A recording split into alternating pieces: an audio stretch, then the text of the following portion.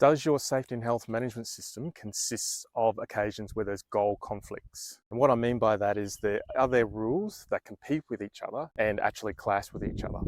I encountered a situation in this area just the other day. So in mining, when you drive these big heavy trucks, I wanted to walk up towards that heavy truck. There's some rules would be park the truck, driver gets out, parks it fundamentally stable, driver gets out, waits on the ground, then gives me the sign and I can walk over. That's a great rule. Where it gets interesting is if I am driving a service truck. These are other big ones and they go around and give oils and lubrication and all that sort of stuff. Then if I want to approach these other trucks, I've got to drive up right beside it.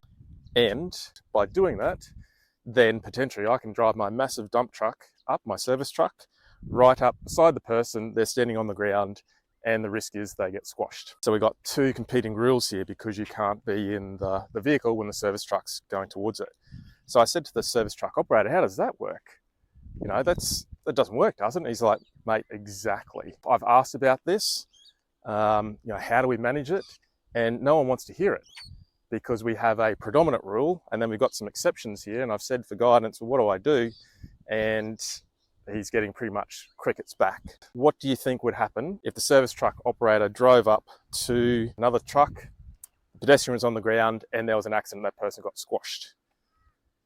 Who do you think would be in the wrong? Who do you think would be at fault? Well, that's pretty much a rhetorical question. We know what the answer would be there, but it's the system that the service truck operator is dealing with.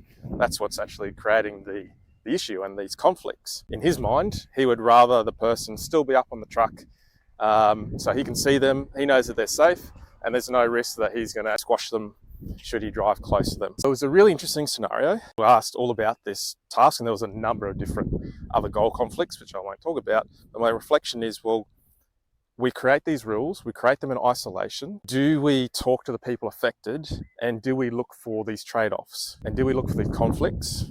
I guarantee there'll be conflicts everywhere. And how many are there that we don't know about?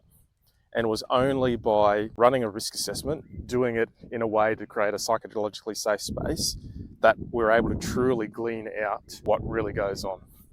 And it was pretty astounding and some actions in place to deal with that. So that's my reflection today.